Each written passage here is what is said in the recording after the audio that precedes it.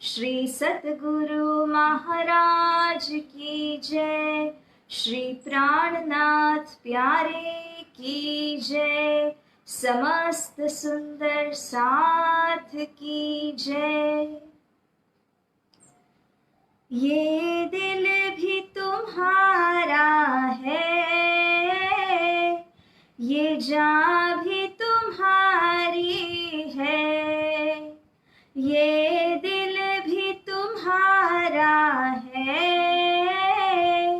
ये जान भी तुम्हारी है। हर सांस जो चलती है वो सांस तुम्हारी है।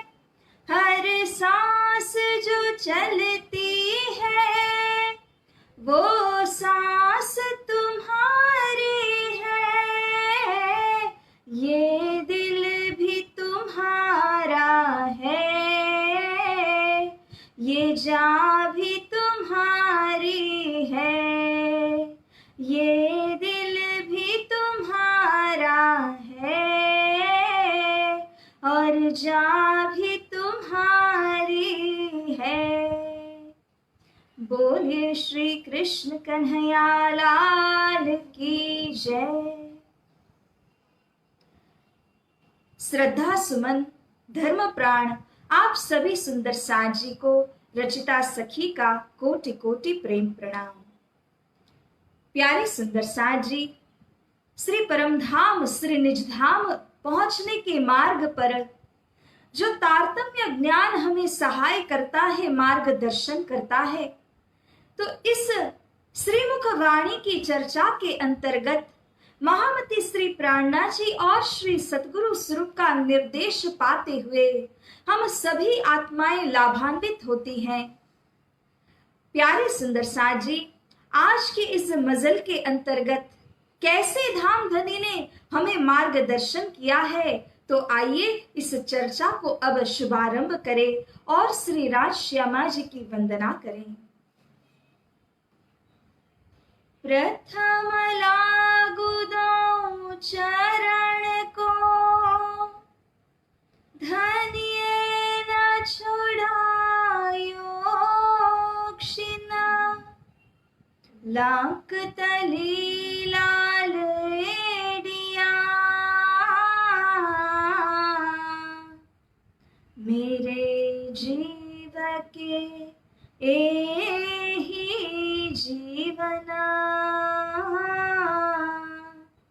मेरे जीव के एही जीवना। इन पाँव तले पड़ी रहूं, धनी नजर खोलो बातु न। पलना गालो निरखूं नेत्रे, मेरे जीव के एही जीवना। मेरे जीव के एही जीवना। बोलिए श्री सतगुरु महाराज की जय। ब्रह्मलीन 108 श्री दीनदयाल जी गुरु जी के पावन चरणों में अखंड दंडवत प्रणाम करते हुए, सभी सुंदर साथ जी को प्रेम से प्रणाम करते हुए आइए आज के इस मजल को प्रारंभ करते हैं।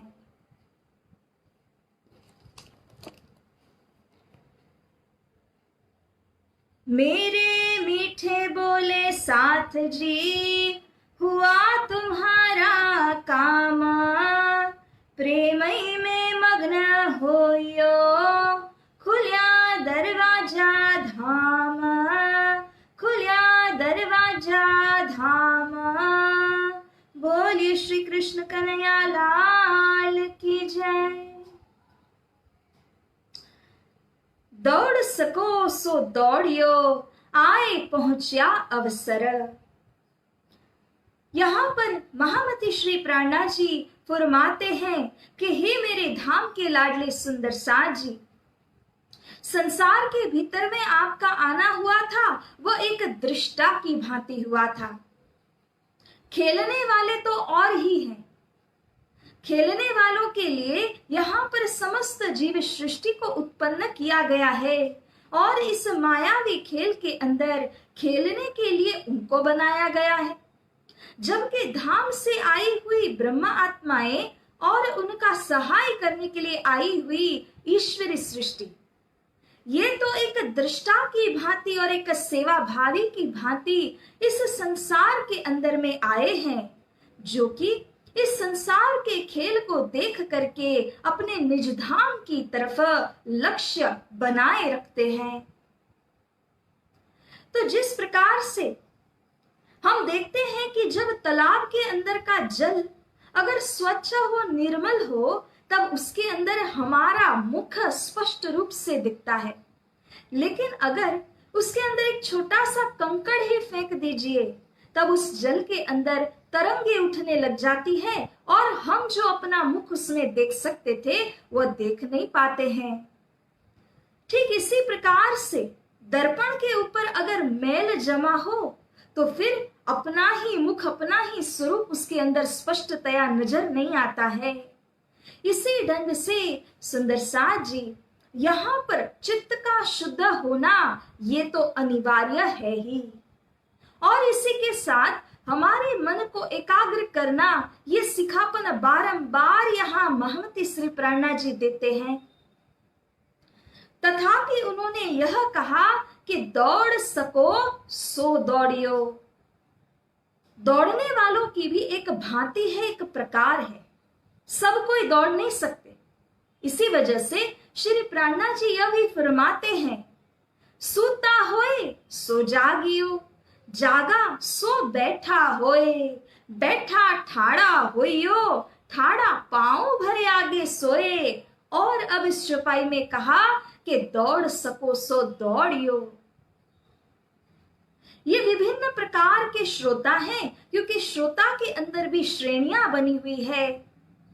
जो बिल्कुल निद्राग्रस्त होकर के अज्ञान जन्य निद्रा के अंदर सोते रहते हैं, उनके लिए सर्वप्रथम जागना आवश्यक है।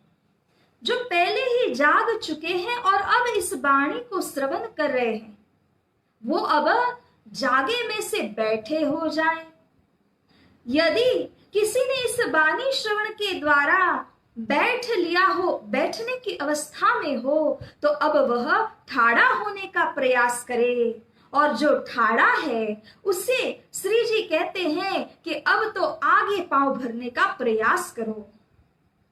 जहां कहीं आप हो, जिस स्टेज के ऊपर आप खड़े हो, वहां से आपने एक कदम और आगे बढ़ाना है। और इसी वास्ते श्री प्रेरणा जी कहते हैं कि इतना कुछ कह देने के पश्चात, इन मीठे वचनों को ग्रहण करने के पश्चात, हे मेरे धाम की आत्माओं, अगर आप दौड़ लगा सकती हो तो दौड़ो, क्योंकि आए पहुंचा अवसर। जिस अवसर के अंदर में दौड़ लगानी है वह अवसर आ पहुंचा है। धनी श्री प्रेरणा जी किस सुअवसर की बात कर रहे हैं?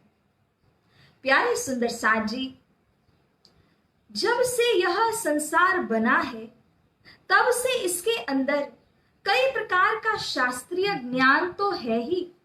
ये सारा शास्त्रीय ज्ञान जो स्वप्न की बुद्धि से आया हुआ है, लेकिन जागृत बुद्धि आधारित जो ज्ञान है वह तो इस बार श्री सतगुरु और श्री प्रेरणा जी स्वरूप के द्वारा ही अवतरित हुआ है।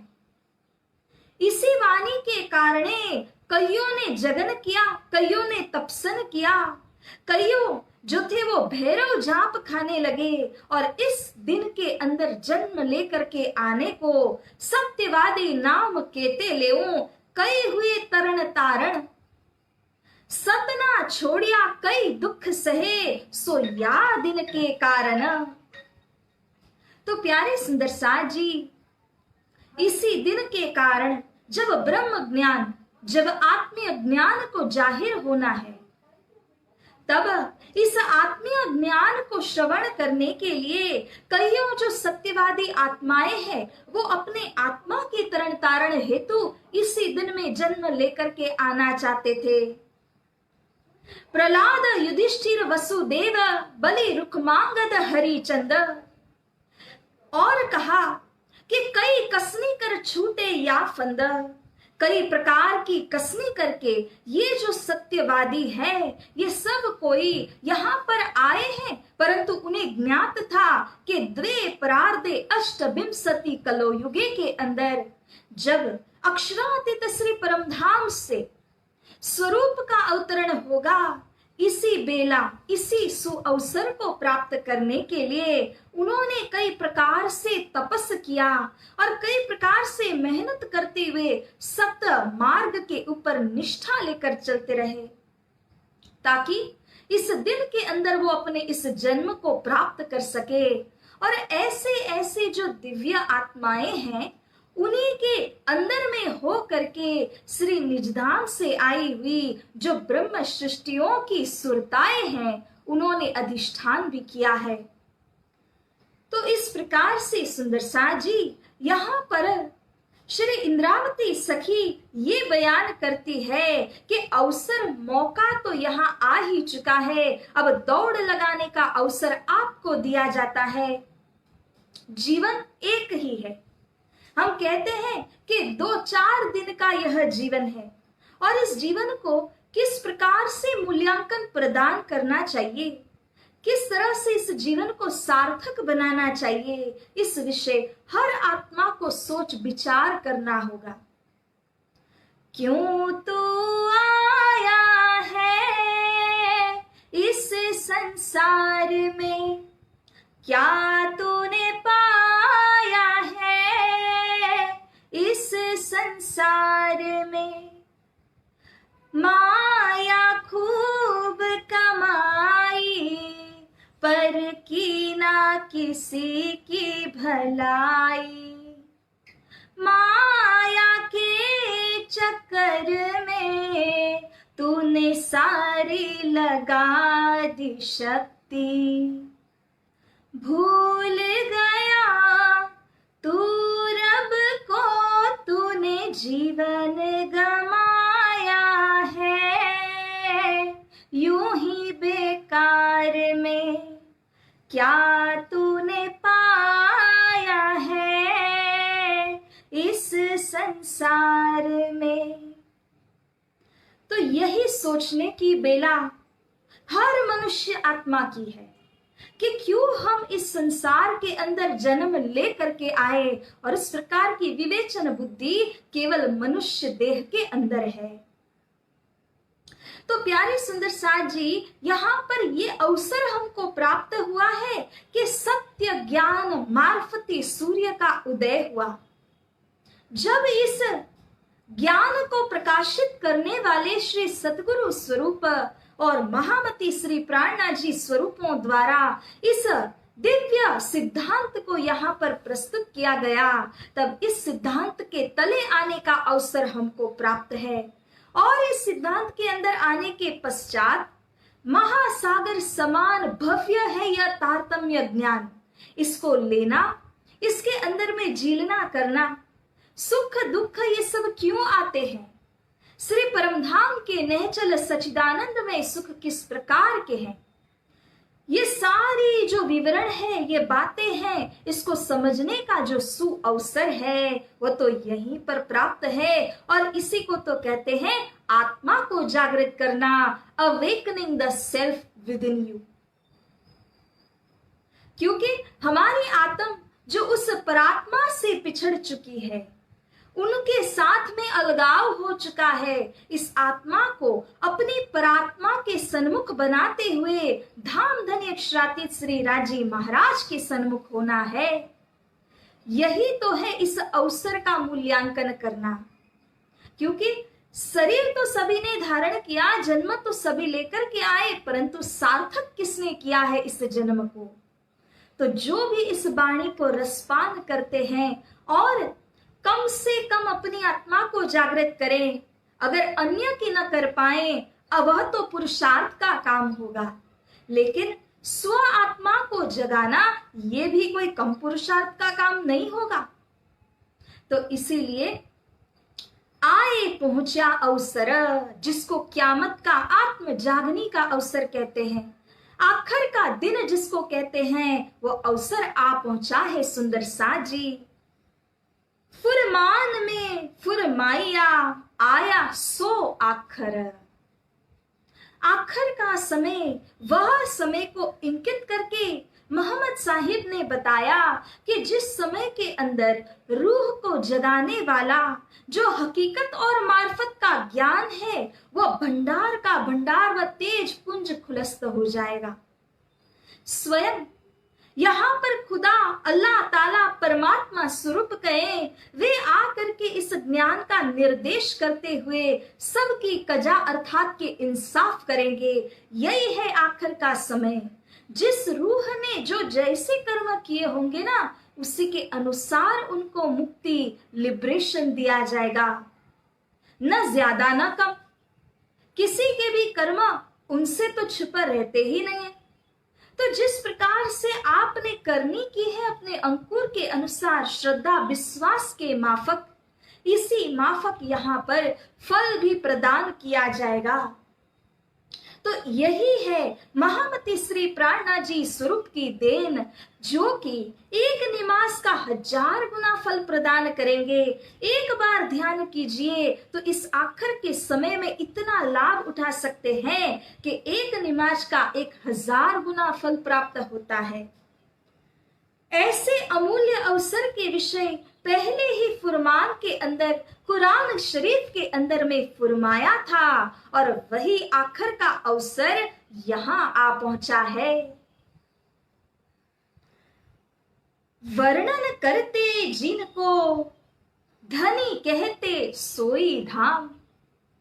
मेरे प्यारे सुंदर साज जी, करबद्ध हो करके आप सभी से यह विनम्र प्रार्थना है कि हो ना हो, ये जो चौपाई है इसे हमें अवश्य मौखिक रूप से याद करना है। कई सुंदर साथ ने तो इसके महत्व को जान करके मुखाग्र किया ही होगा, परंतु यदि नहीं भी किया है, अगर आप छोटे अवस्था में हैं चाहे बड़े हैं, परंतु ऐसी ऐसी मार्मिक चौपाइयों को हमें भूलना नहीं है, इसे मुखाग्र करना है, क्योंकि ये सार प्रदान कर देती है। 4 चरण पढ़िए तो सारा परमधाम तक का सार हमको प्राप्त हो जाता है।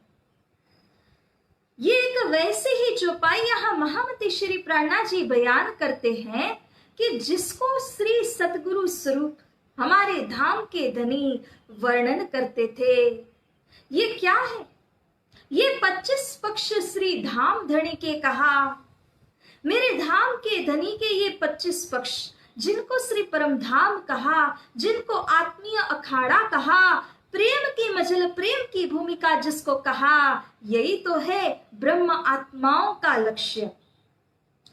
श्री सतगुरु स्वरूप जब दीवार के ऊपर में कई प्रकार के चित्रों को बना करके उसमें रंग भरते हुए एवं सभी सुंदर साथ के आगे इसका वर्णन प्रस्तुत करते थे, तो क्यों करते थे?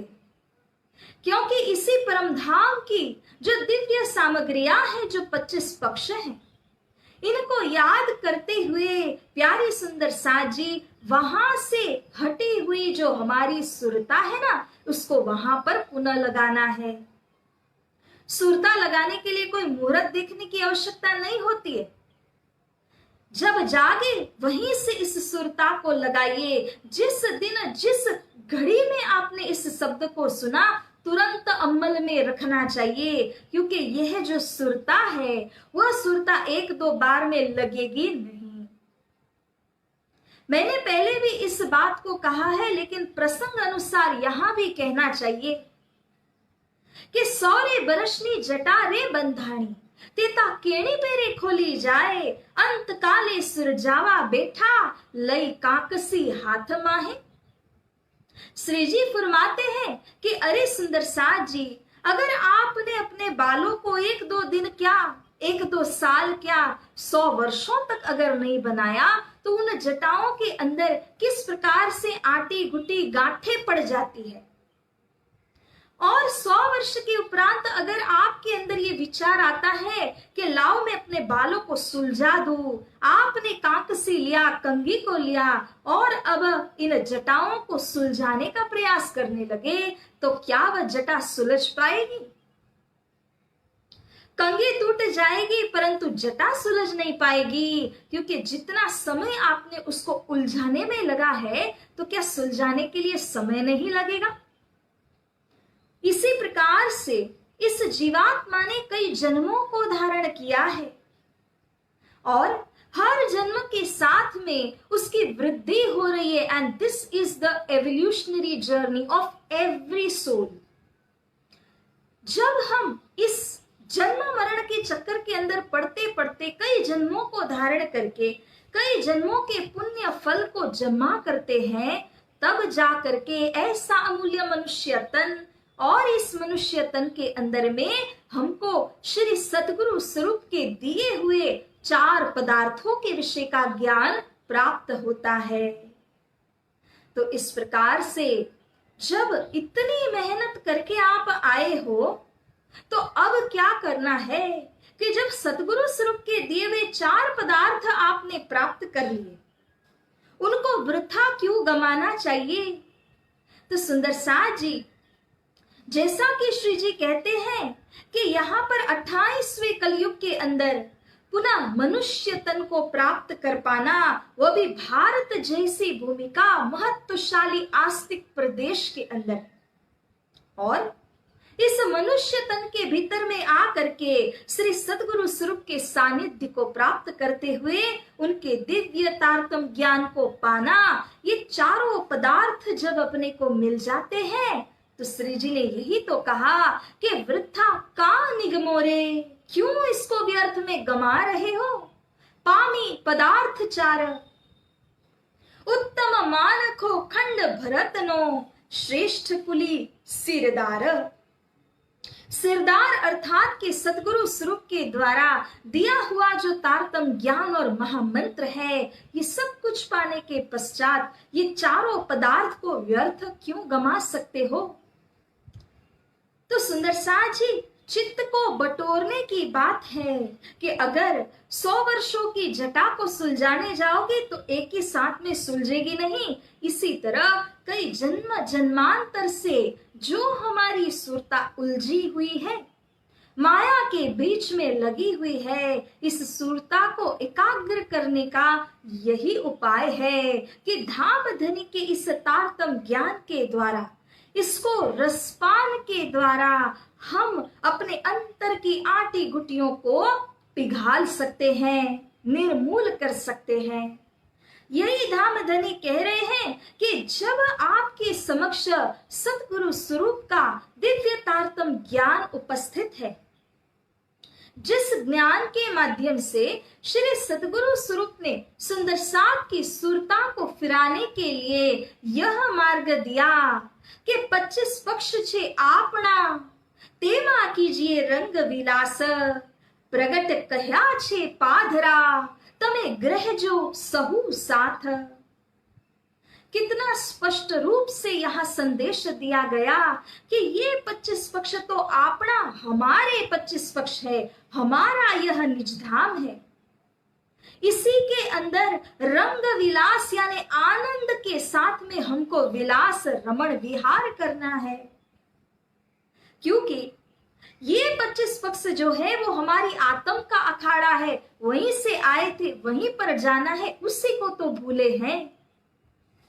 तो धाम और धाम के धनी, इनको निरंतर स्मरण करना, अपनी जमात को निरंतर स्मरण करना, धाम के सच्चिदानंद के अंदर सदैव जीवना करना, यही तो हमारी आत्म का लक्ष्य है इस जीवन के लिए। तो प्यारे सुंदर साथ जी, इसीलिए यहाँ पर धाम धनी ने श्री परमधाम के 25 पक्ष का इस प्रकार से वर्णन करके हमारे समक्ष रखा कि बेशुमार ल्याए शुमार में सो भी 7 कारण, वह 25 पक्ष का वर्णन कहाँ हो सकता है? वह तो शब्दों से और गणित से परे है।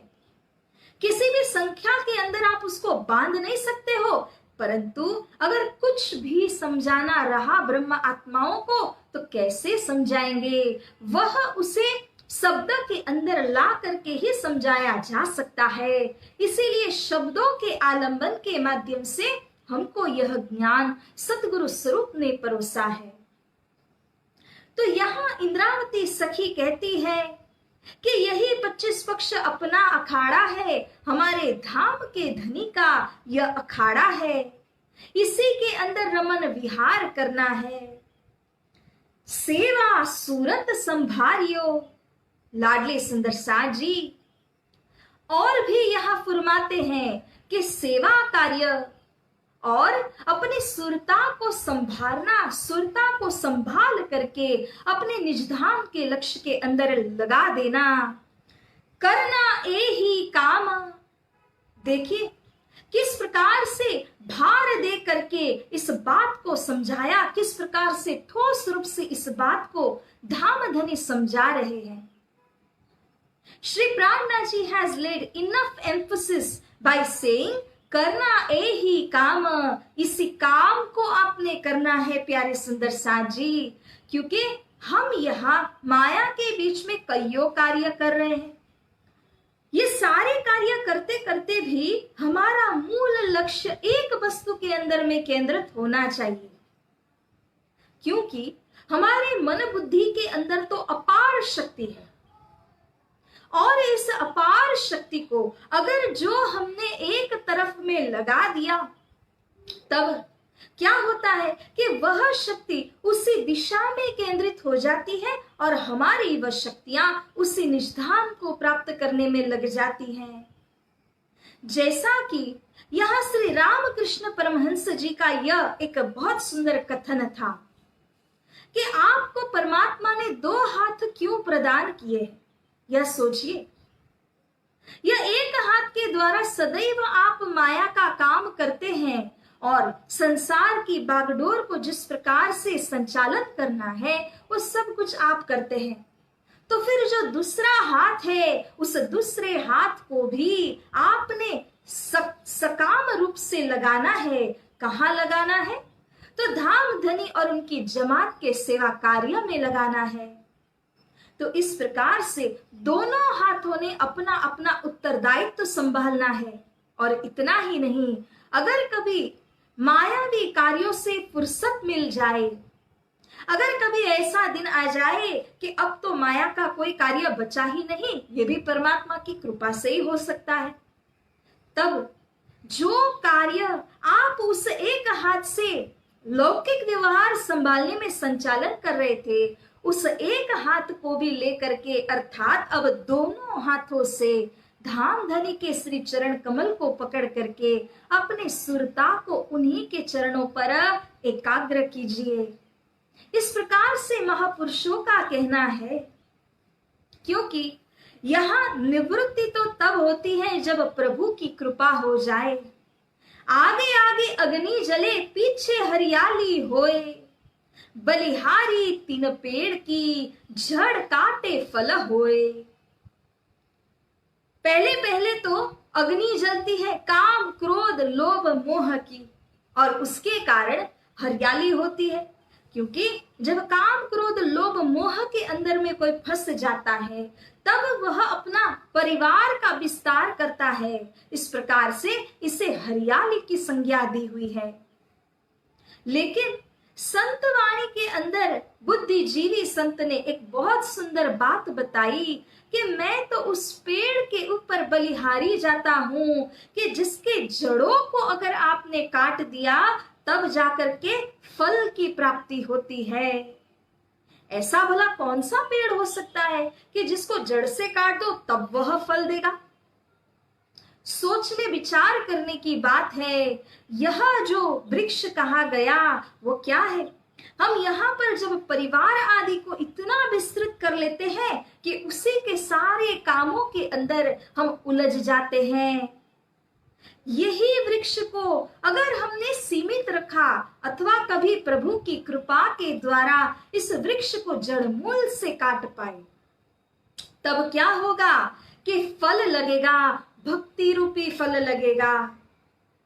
तो ये एक ऐसा वृक्ष है जिसको जड़ों से काटने पर प्रभु प्राप्ति रूपी फल, भक्ति भावना रूपी फल की हमको प्राप्ति हो जाती है।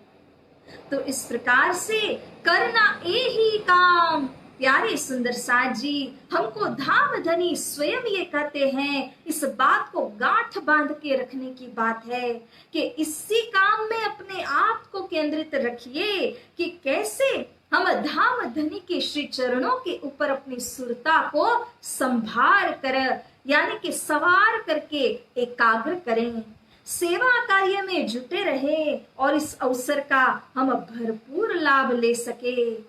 तो लाडली सुंदर साथ जी इसी के साथ आज की इस मजल को हम यहाँ पर विराम देते हैं।